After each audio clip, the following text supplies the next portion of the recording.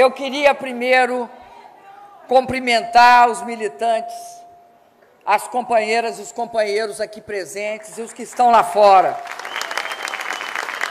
10 anos de governo das forças progressistas. 10 anos de governo verdadeiramente do povo, para o povo e pelo povo. Nós sabemos que nós construímos essa década com o tecido da esperança e com o tecido do futuro. E sabemos que ao se unir esperança e futuro, é muito difícil romper esse tecido com que nós costuramos essa década. Porque ela tem a força necessária, e ela teve a força necessária para romper as marcas profundas do passado e realizar as tarefas surpreendentes do presente. Foi com a força do nosso povo que nós fizemos essa mudança.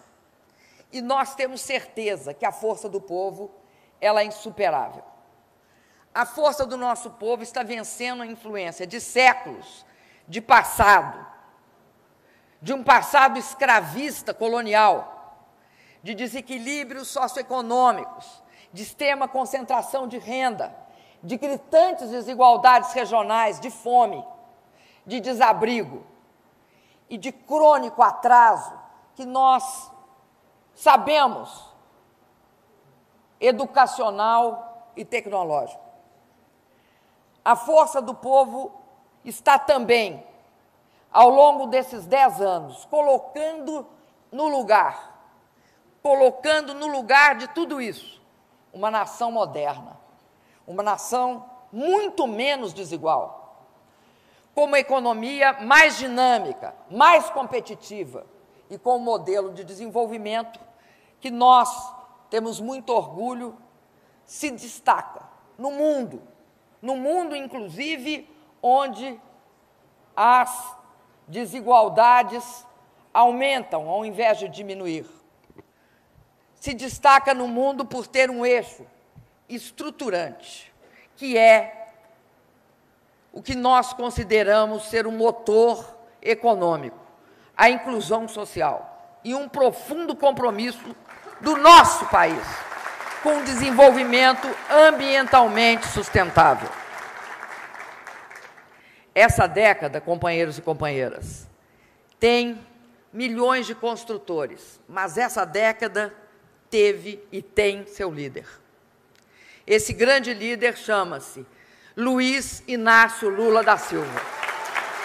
Foi ele que, com coragem, que com pioneirismo, começou a fechar a porta do atraso e a escancarar a porta das oportunidades para milhões de brasileiros e de brasileiras, de todas as raças, de todas as classes sociais e de todos os credos. Não por acaso, essa porta aberta pelo primeiro operário presidente deixou entrar também, por ela, a primeira mulher presidenta.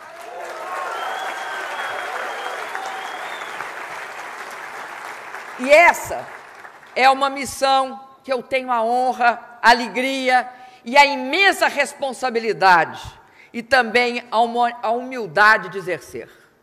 Esse país não elegeria um operário presidente e uma mulher presidenta se não tivesse a combativa militância do Partido dos Trabalhadores.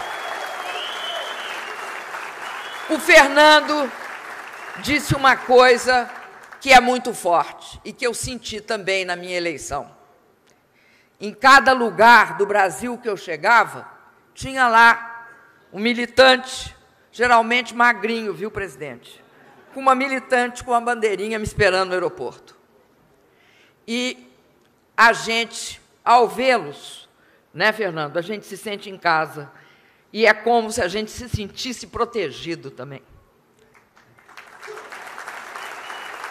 Pois é, gente, esse partido, esse nosso partido, que nasceu das lutas do povo brasileiro, o partido E aí, as pesquisas mostram, mais querido do povo brasileiro. E por isso mesmo, o mais combatido. E muitas vezes o mais perseguido. Por aqueles que nunca respeitaram e tiveram compromisso com o nosso povo. O povo sabe que não foi por acaso, mas com muita luta, sacrifício, trabalho. Não foi por milagre que temos hoje o mais baixo índice de desemprego de nossa história. O povo sabe que não foi por acaso, mas sim com muita luta, sacrifício e trabalho, que nessa década 19 milhões de brasileiros conquistaram um emprego com carteira assinada. O povo sabe que não foi por mera sorte, mas sim com muito trabalho, sacrifício, que nessa década o salário mínimo mais se valorizou e também os salários dos trabalhadores em geral. O povo sabe que não foi por milagre, não foi por acaso, não foi por sorte, mas com muita luta, com muito sacrifício, com muito trabalho, com muito empenho e com muita dedicação, que nessa década entraram mais pobres nas universidades e nas escolas técnicas do que em qualquer outro período da nossa história. Com o ProUni, com o Programa de Financiamento, FIES, com a expansão da Rede Federal de Ensino, né, Haddad? E Mercadante. Criamos mais vagas universitárias que em toda a história anterior do Brasil. E agora estamos com a política de cotas, abrindo espaço para os estudantes da escola pública. Né, companheiro da Uni, presidente da Uni? Em especial os de baixa renda, os negros e os indígenas. Ao mesmo tempo, nós criamos milhões de matrículas no ensino técnico profissional, com o Pronatec. Temos também milhares de estudantes nas melhores universidades do mundo com o programa Ciências Sem Fronteiras. O povo sabe que não foi por acaso que o Minha Casa Minha Vida, o maior programa habitacional da história desse país, já entregou 1 milhão de moradias. O povo sabe, acima de tudo, que o nosso governo jamais abandonou os pobres. Eu pergunto e, ao mesmo tempo, comento, presidente. Como reagem agora determinados setores frente ao avanço inquestionável do Brasil na superação da miséria? De duas formas. Alguns tentam dizer que este feito não passa de um mero jogo estatístico. Outros preferem inverter o significado das coisas e destacar de forma exagerada o que ainda falta ser feito, omitindo deliberadamente o muito que já se conseguiu fazer. Eu respeito e defendo o direito de expressão de opiniões alheias, mas não posso me calar diante delas. Como se pode chamar de mero jogo estatístico a garantia de uma renda mínima de R$ 70 a cada membro das famílias que até pouco tempo faziam parte de uma grande legião de famintos? Como pode ser mero jogo estatístico oferecer a boa parte das pessoas, destas pessoas, além da ajuda financeira, educação, formação profissional, água, luz e emprego? Como pode ser mero jogo estatístico oferecer semente, crédito e apoio técnico, não é, Pepe, para famílias de agricultores paupérrimos, até então abandonados nos grotões desse imenso país? E a fome de antes era o quê? E a falta de feijão, de pão, de roupa, de escola, era o quê? E a mãe sem comida e sem remédio de antes, que não tinha remédio para dar a seus filhos, era o quê? Aceitar isso calado, passivo, ausente, era o quê? Não seria este, sim, o verdadeiro e trágico jogo de desprezo à vergonhosa e omissa estatística da miséria?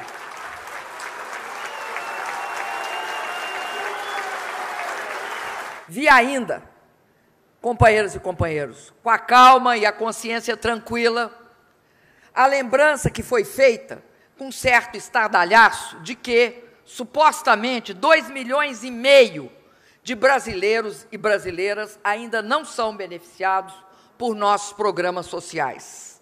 Sem questionar a exatidão deste número, pergunto: essas mesmas vozes fizeram algum estardalhaço quando, 10 anos atrás, havia quase 40 milhões de brasileiros na miséria, sem nenhuma cobertura de programas sociais efetivos? Ou não chamaram a fantástica iniciativa de Lula de criar o Bolsa Família de Bolsa Esmola? Chamaram. Deram, por acaso, a merecida repercussão quando o Brasil retirou, nesta década, 36 milhões da extrema pobreza? Quando retiramos 22 milhões da miséria nos últimos 2 anos? Este e os nossos governos é um governo que não tem medo dos números, porque os números estão a nosso favor. Depois de retirar da miséria os últimos beneficiários do Bolsa Família, nós estamos indo em busca das pessoas extremamente pobres, que ainda não foram identificadas nem cadastradas. Este é um governo que continuará lutando com toda a sua energia, para que dentro de algum tempo não haja um só brasileiro, nenhuma só brasileira na miséria. Ao falar disso, companheiras e companheiros, vale lembrar a apreensão causada à sociedade nos meses de dezembro e janeiro por um erro de avaliação insistentemente repetido por certas pessoas que questionavam a capacidade de suprimento energético do Brasil e também a capacidade do governo de reduzir o custo da energia para as empresas e a conta de luz das famílias brasileiras. O simples fato de algumas empresas estaduais não endossarem nossa proposta em defesa dos usuários serviu de pretexto para semear a dúvida se teríamos, de fato, condições de manter a redução anunciada. E o atraso normal das chuvas, junto com o acionamento correto das usinas térmicas, foi pano de fundo, foi pretexto para que criasse um clima novo. Novo? Não, não é novo, porque faziam isso também na época do governo do presidente Lula. Mas um clima nocivo sobre riscos de racionamentos imaginários. Ou eles não conheciam a realidade brasileira, como é possível, ou não conheciam esse governo, como também é possível.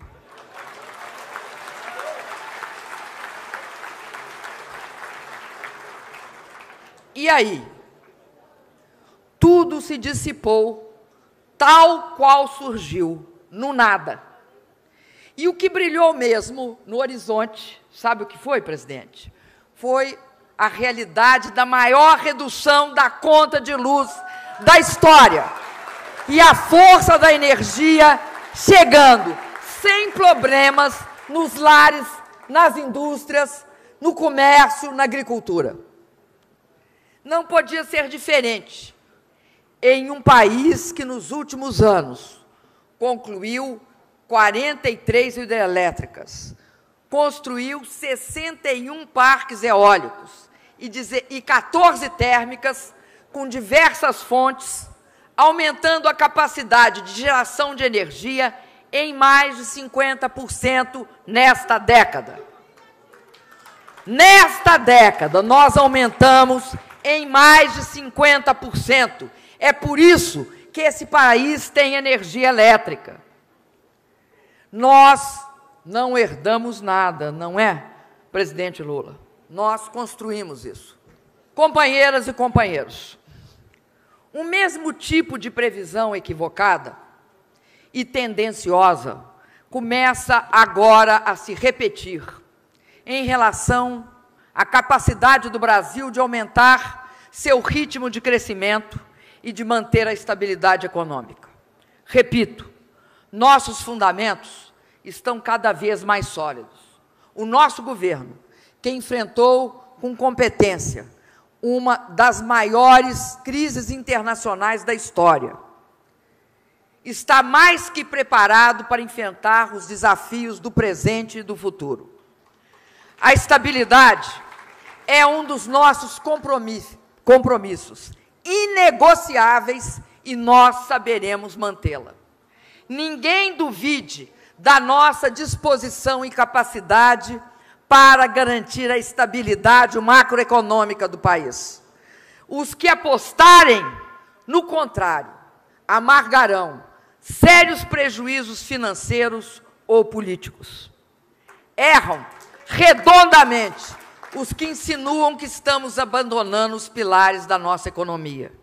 Ora, como iríamos abandonar os pilares da nossa economia quando nós mesmos ajudamos a construí-los a duras penas nos últimos 10 anos, durante o governo do presidente Lula e durante o meu governo? Mas não esquecemos jamais uma coisa, que esses pilares que dão a estabilidade econômica ao nosso país estão construídos sobre bases ainda mais fundamentais, que são o bem-estar do povo, a diminuição da desigualdade, o aumento do emprego e a força dos salários. O Brasil tem mostrado ao mundo que os pilares econômicos e sociais não são incompatíveis. Essa é uma das grandes conquistas dessa década. Termos provado isso contra décadas e décadas em que havia um preconceito. Ou se crescia, ou se contemplava galhardamente, impassivelmente, a miséria do povo.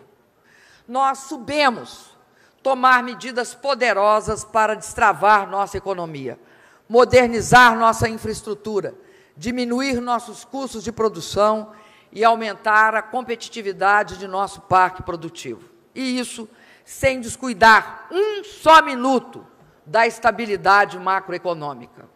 Em 2013, esse ano, essas medidas e esses resultados vão se ampliar ainda mais em função da consistência do que estamos fazendo. Companheiras e companheiros, a nova década abre-se com novos e maiores desafios para nós. O fim da miséria e o aumento da classe média impulsionam exigências mais complexas. As utopias, as reivindicações e os anseios vão se ampliar e estão se ampliando. A mãe que tirou o filho da miséria com o Bolsa Família e com outros programas sociais, ela sonha agora com a sua futura formatura e seu emprego. A família que conseguiu entrar no século XX com luz para todos, almeja agora entrar no século XXI com a banda larga e a inclusão digital. O estudante pobre ou afrodescendente que ingressou na universidade, graças ao programa de cotas e ao Enem, deseja agora estudar numa das melhores universidades do mundo com Ciências Sem Fronteiras. O cidadão que conseguiu, o cidadão e a cidadã que conseguiu, porque prioritariamente é para cidadã, que conseguiu seu teto, graças ao Minha Casa Minha Vida, demanda agora o transporte público eficiente, a escola de qualidade, o posto de saúde ágil e funcional. A cidadania, ela amplia os horizontes, os interesses e os desejos. Nós temos de estar preparados. Nós, o Partido dos Trabalhadores e os partidos aliados, temos de estar preparados para esse desafio. Temos de aprofundar o modelo de desenvolvimento com distribuição de renda, inclusão social e cidadania. A nossa agenda de futuro exige novas respostas para esse novo Brasil de classe média, esse novo Brasil de classe média que está emergindo e que nós ajudamos a emergir. É para nós imperativo defender este novo consumidor nas suas justas aspirações por qualidade no serviço de telefonia, pela modicidade no seu cartão de crédito, pelo acesso ao transporte aéreo, seguro e pontual. É imperativo atendê-lo nos seus anseios de segurança, de saúde, de esporte, turismo e cultura, não é, dona Marta? Temos de assegurar que ele possa exercer sua cidadania de forma plena. Nós teremos de incorporar princípios programáticos, reivindicações e respostas aos nossos programas políticos. Companheiras e companheiros, nós avançamos muito na construção dessa cidadania. Vivemos também uma década de importantes avanços nas liberdades de manifestação, organização e expressão.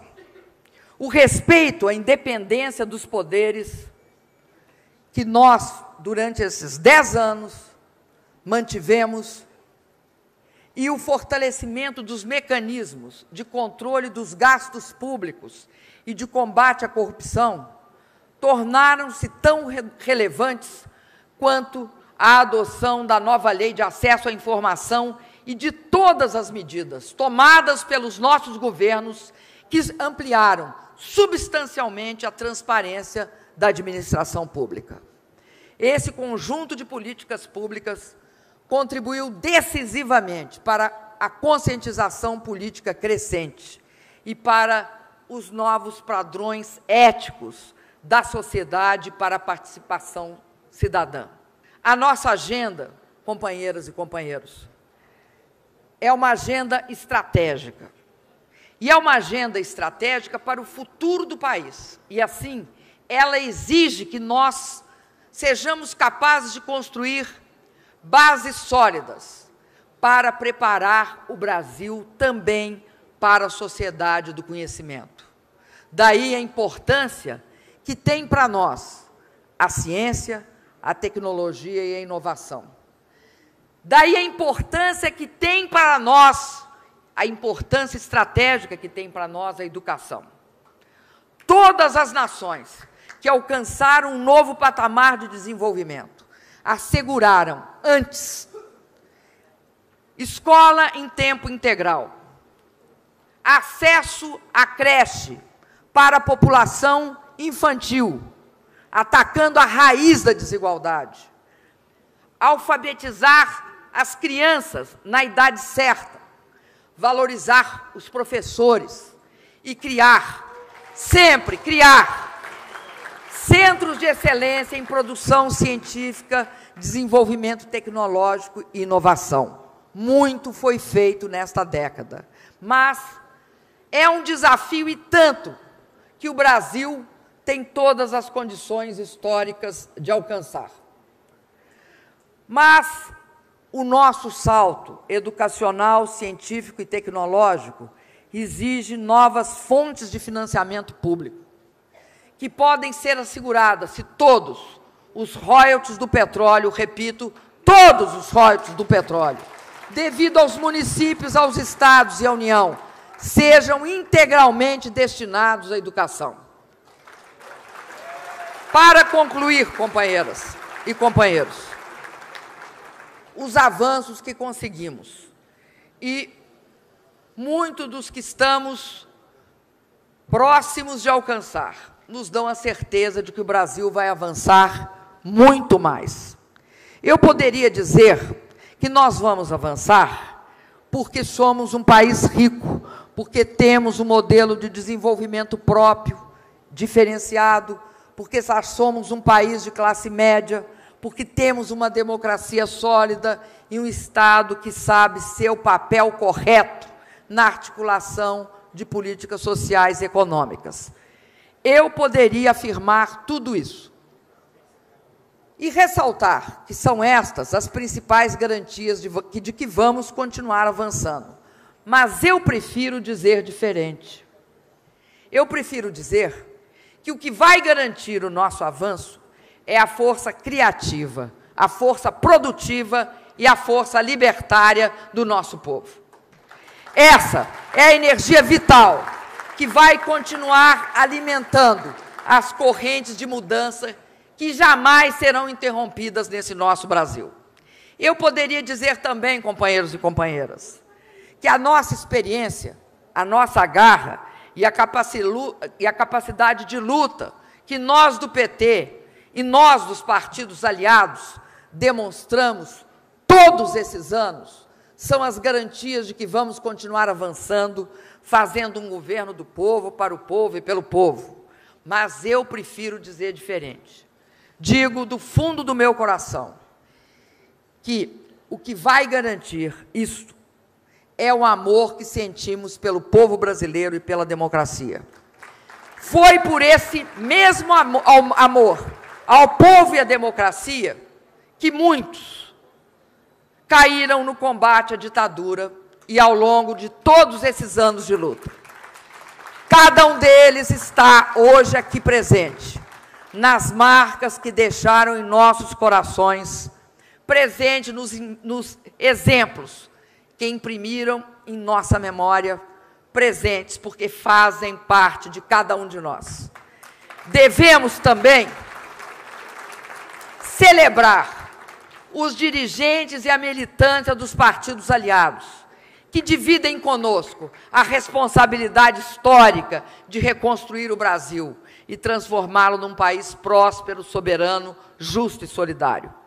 Com eles, compartilhamos a trajetória de lutas que nos levaram da resistência à ditadura à construção da democracia e aos 10 anos de governo de coalizão que vem transformando o Brasil. Mas é imprescindível registrar as lideranças históricas que nos inspiraram a percorrer esse novo caminho do Brasil, como Celso Furtado, Paulo Freire, Perseu e Lélia Abramo, Florestan Fernandes, Apolônio de Carvalho, Milton Santos, Enfio, e o nosso querido ex-vice-presidente José Alencar. Eles também tinham esse mesmo amor pelo Brasil, esse amor que nos dá forças para enfrentar todas as adversidades e também para corrigir os nossos erros. O mesmo amor pela democracia que nos faz respeitar as diferenças. O mesmo amor que nos sugere convidar todos os homens e mulheres de boa vontade a entrar na nossa caminhada. Pois nós sabemos que o amor move o mundo, molda as mulheres e os homens, muda para melhor a história. E nossa história foi duramente construída por uma fantástica militância do Partido dos Trabalhadores, que nunca nos faltou nos momentos mais difíceis e continuará sempre indispensável à construção desse novo Brasil. Essa é uma história de amor que construímos com o povo brasileiro. É uma história de tão permanente lealdade e alegria, que é daquelas histórias, presidente, que não precisam de um final feliz, porque é uma história de amor que nós sabemos nunca terá fim. Viva o PT, viva os partidos aliados, viva o Brasil, viva o povo brasileiro.